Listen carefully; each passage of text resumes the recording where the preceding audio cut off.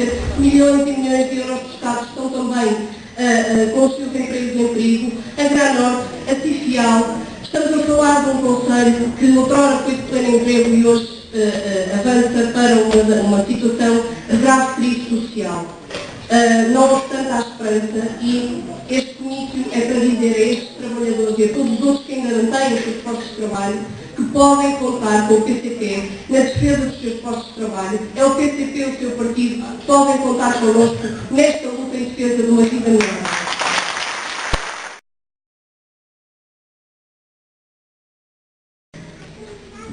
O Instituto Nacional de Estatística apresentou a estimativa das contas nacionais do último trimestre de 2008 e para o total do ano, e os resultados divulgados ultrapassam em muito as piores previsões oficiais. O produto cai mais do dobro do esperado e a recessão tem uma dimensão inquietante e profunda. O cenário macroeconómico que o Governo aprovou ainda há 8 dias no seu Orçamento de Estado Suplementar para 2009 está já posto em causa, e esta realidade vem confirmar as nossas repetidas preocupações em relação quer à insuficiência e eficácia das medidas do Governo para o combate à crise. E por isso mesmo, como é bom verificar que o PCP não se enganou. Antes tivesse enganado nas nossas previsões, nas nossas análises, quando dizíamos que íamos por um mau caminho, que esta política nos ia conduzir a uma situação de beco sem saída. E lá estava o Sócrates, do alto da tribuna, a dizer que o PCP está sempre com o mesmo discurso, um discurso pessimista, enfim, ainda pensam que estão na Coreia do Norte, enfim, tanto com aquelas tiradas anticomunistas, para fugir a esta realidade. Quem tinha razão, infelizmente, era o PCP, e a pior forma que o Governo encontrou para não fazer nada foi não reconhecer a crise, não reconhecer esta realidade que o nosso país está a viver. E não tenhamos ilusões. Se não há reconhecimento do erro, esse erro não pode ser corrigido. E é por isso que esta política, quando o Governo do PS e Sócrates, mesmo agora para o Congresso do seu partido, insiste que não vai mudar de rumo, naturalmente, camaradas, quando não há mudança das coisas, os resultados são os mesmos. E é por isso que esta situação aqui está num drama que é, hoje já temos o orçamento do Estado por palpite. As previsões por palpite não dão garantia aos portugueses em relação ao rumo a seguir. E creio que aquela descoberta do Sr. Ministro das Finanças dizendo que hoje já não podemos guiar-nos pelo GPS, que já não podemos guiar-nos pelas leis da economia, mas temos que olhar para as estrelas e guiar-nos para as estrelas. Creio que este homem, este Sr. Ministro, bem merece um prémio Nobel.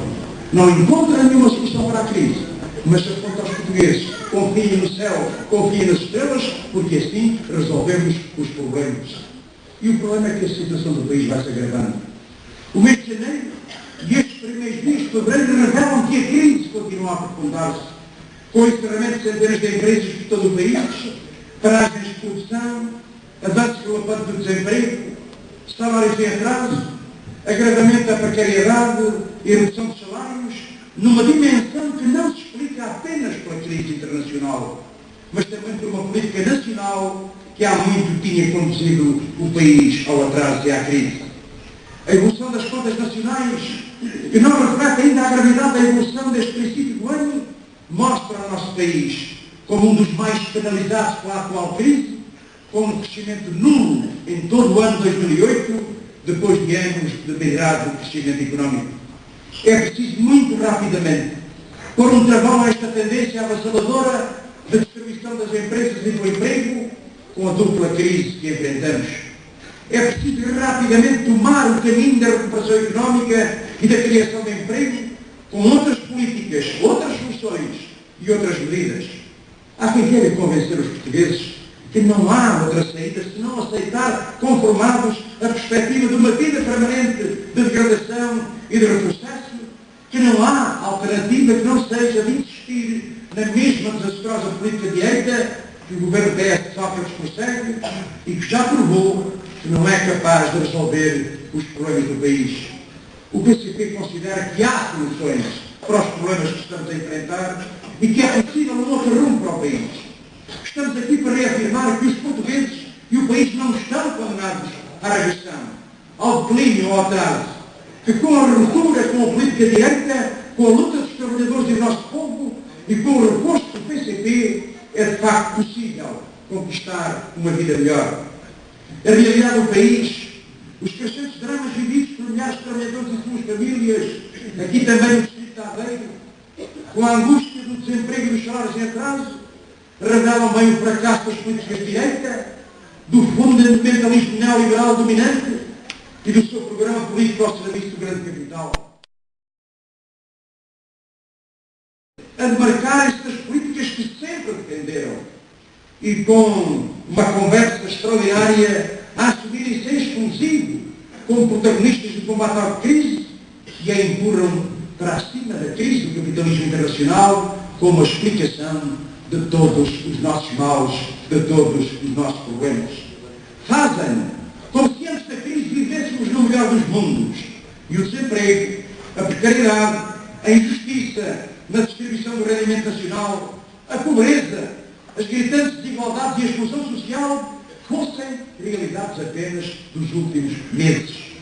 Depois de anos a subestimar, a negligenciar o país, o papel do investimento público na dinamização do crescimento económico e do emprego, nestes últimos dias temos visto José Sócrates, em nome do seu governo, a apresentar-se como campeão dos campeões na defesa do investimento público. Diz até, utilizando uma expressão copiada por nós, mas isso não tem mal, daqueles que, como nós, criticavam a sua apatia, que não podem esperar sentados à espera que a crise passe e que é preciso mais investimento. Nós também achamos que é preciso mais investimento. Andamos a dizer isto desde o início deste seu governo, que acordou para este problema muito tarde e sem uma palavra autocrítica.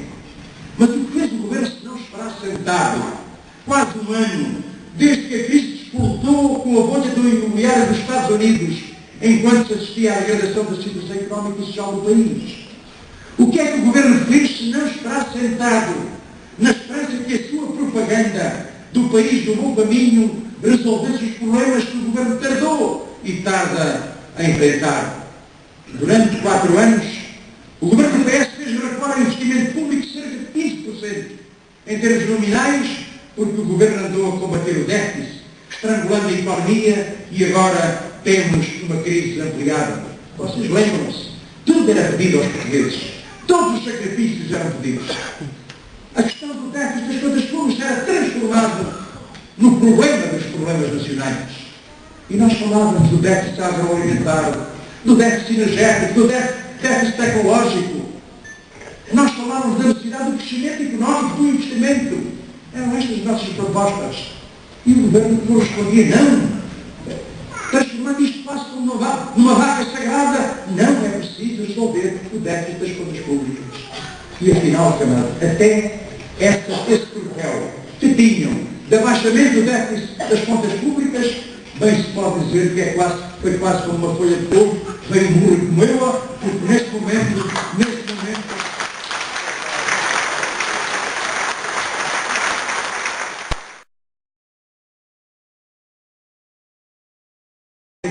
quatro e meio, para não dizer mais por cento, o que pode significar, e fica aqui um alerta.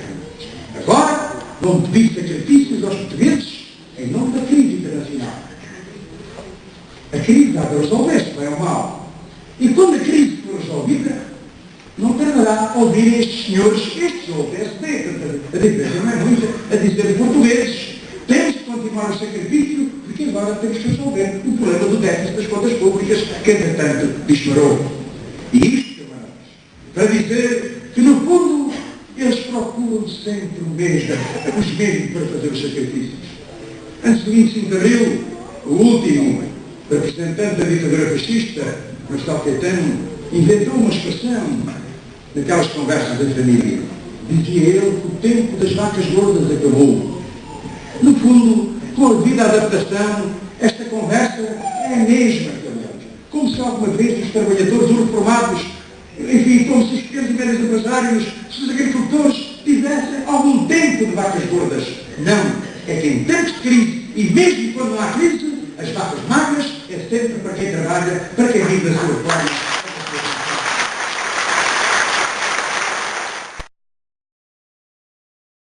O fato de Robin dos Bosques diz ele, que vai tirar aos ricos para dar à classe média.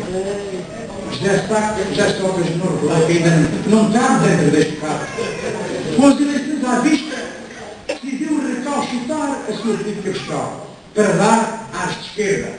É pena que só se tenha lembrado agora das classes médias, já que os pobres e dos trabalhadores desses nunca se lembrou. Andou durante anos do seu governo a aumentar os impostos aos reformados. O IVA que penalizou os artigos de consumo popular. Fez uma reforma da segurança social que isentou os grandes interesses e as grandes empresas de qualquer contributo. Pediu tudo aos trabalhadores que penalizou a administração pública como nenhum outro governo. E agora, no final do mandato, vem anunciar que se o PS for governo para o ano, portanto é evidente que ainda com variações, ele não sabe se vai ser eleito ou não, mas lá para 2010, o governo tem aqui uma proposta: tirar aos ricos para dar à classe média. É o mesmo José Sócrates e o mesmo governo do PS que no orçamento do presente ano 2009 votou contra todas as propostas do PCP de tributação das grandes fortunas. Nem é equívocos em relação aos ricos, se é médio ou rico, sempre em relação às grandes fortunas.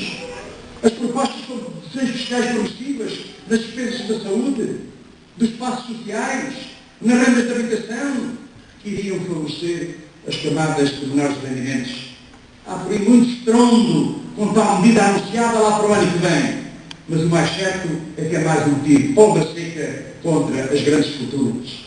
Vamos ver se o crescimento do déficit, que agora deixou de ser o grande troféu deste governo, como disse, não vai servir mais uma vez à frente para penalizar quem trabalha.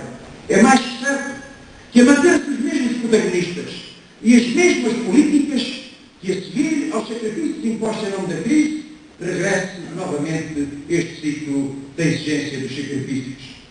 O governo diz também que está a tomar medidas a intervir para impedir os despedimentos abusivos individuais e coletivos. Mas a verdade é que o desemprego está a crescer em cada dia que passa, a assumir novos contornos de gravidade, com a crise a justificar um inaceitável número de despedimentos coletivos ilegais por parte das empresas que receberam apoio do Estado com o compromisso de manter e de criar emprego. Por outro lado, vemos despedimentos intoleráveis e paralisações de produção de empresas que têm como único objetivo de manter o mesmo nível de lucros, transferindo todo o fardo da crise para as costas dos trabalhadores. E há aquelas que pensam que chegou a hora de levantar a tenda com o protesto da crise e depois de terem arrecadado milhões dos cofres públicos. Vemos isso neste distrito em várias empresas. Despedimentos em empresas pertencentes, designadamente a grandes grupos económicos, com condições financeiras para assegurar a redução temporária da procura, mas com o seu atroz egoísmo descartam todo e qualquer compromisso em nome dos seus grupos.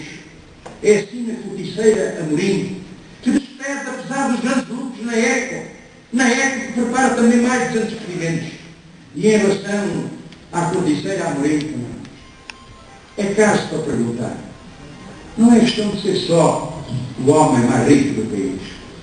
Não é só o homem a quem deram a grossa e rica fatia da galpa. Mas no momento de alguma baixa de produção, porquê esta insistência em despedir? Porquê estar a negociar festa a festa, trabalhador com trabalhador, em vez de um mês por cada ano de trabalho, dar uma indemnização 1,2 a 1,3 como engodo para se ter os trabalhadores? Mas eu muito bem grande, camaradas, se mais à frente esta crise passar, como tu digas, um dia terá consequências de passar, ela vê-os depois ir chamar outra vez os trabalhadores, mas já com vida precários. Porque o que eles pretendem, no essencial, é liquidar direitos, particularmente do trabalho efetivo, para os substituir mais tarde por trabalhadores precários sem direitos, sem capacidade reivindicativa, sem capacidade da sua própria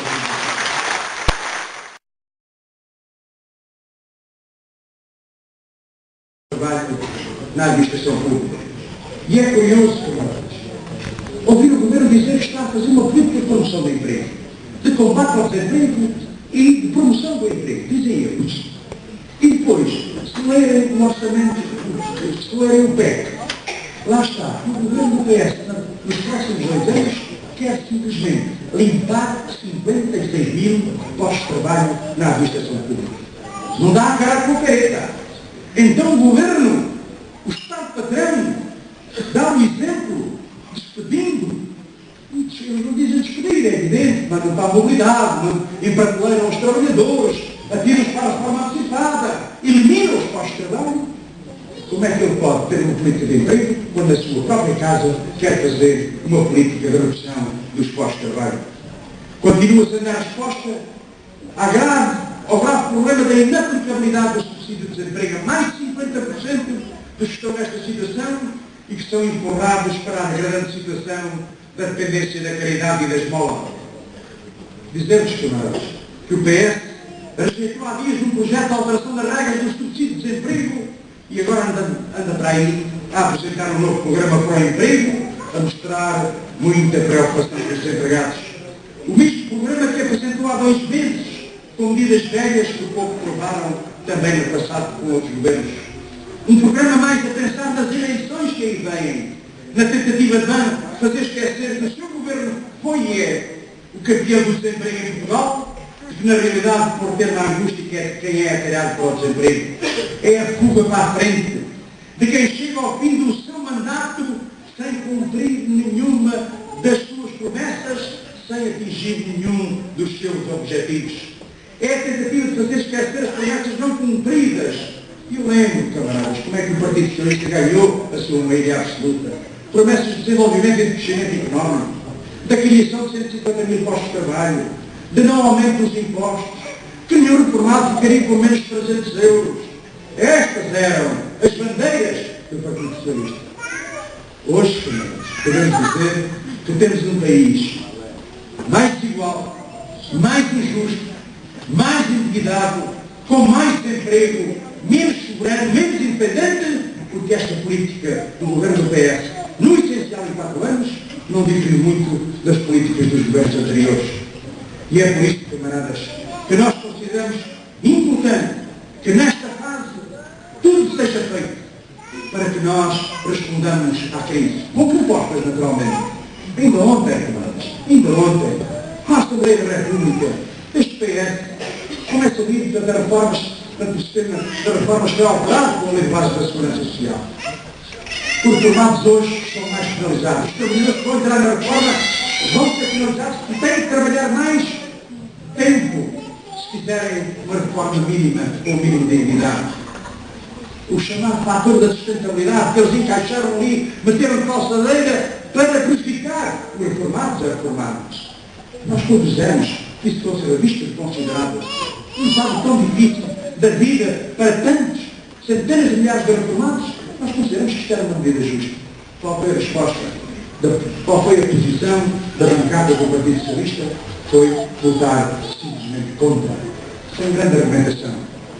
Isto demonstra a seriedade destes objetivos anunciados pelo Governo. E por isso nós temos esta posição. É preciso fazer propostas. Mas a nossa grande proposta, no essencial, tem a ver com uma questão de fundo. Sem ruptura com esta política direita, não há uma solução duradoura. Porque vocês não são políticos, não são economistas, senão será que algum economista. Se as políticas forem as mesmas, os resultados não são diferentes. Se conseguirem a mesma política económica, a mesma política social, a mesma política europeia, qual vai ser o resultado? Então a questão de fundo que se coloca hoje ao povo português é da necessidade da ruptura com esta política. Uma ruptura e uma mudança no sentido da esquerda.